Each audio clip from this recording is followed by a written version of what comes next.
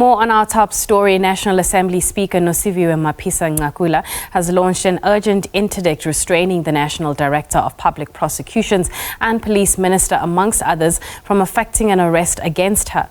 Mapisa-Nqakula yesterday announced that she would be taking special leave from her position as Speaker in light of the allegations against her. She is accused of soliciting a bribe from a defence contractor amounting to millions during her tenure as Defence Minister. SABC News reporter Bulelani Phillip has more. This is a developing story that we are keeping a close eye on. Of course, also the implications of the Speaker's decision to take a special leave. I'm going to bring into this conversation now the Executive Secretary of the Council for the Advancement of the South African Constitution, Lawson Naidoo. Thank you so much for making time for us. Firstly, is there provision for special leave for the National Assembly Speaker?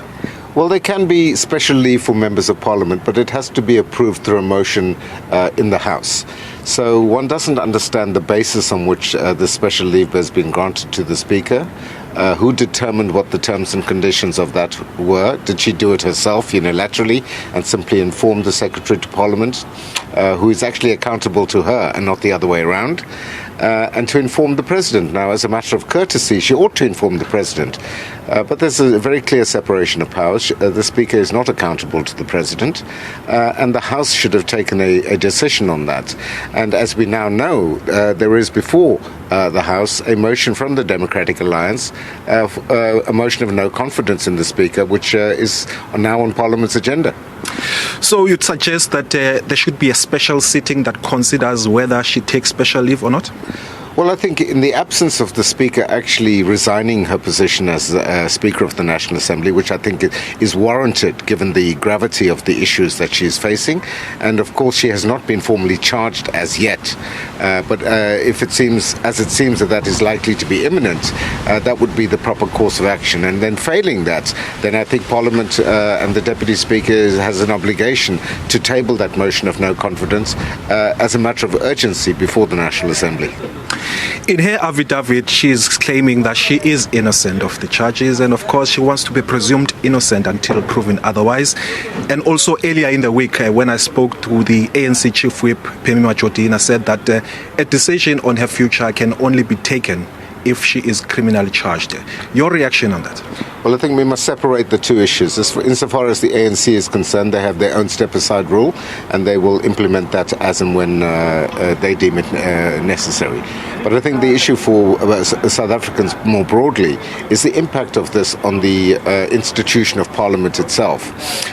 Now, the Speaker has gone on record as saying that she is innocent, that she will cooperate with the law enforcement agencies, and yet the action that she has now taken to seek to bring an interdict against the NPA from continuing with their investigation suggests anything but a cooperative stance.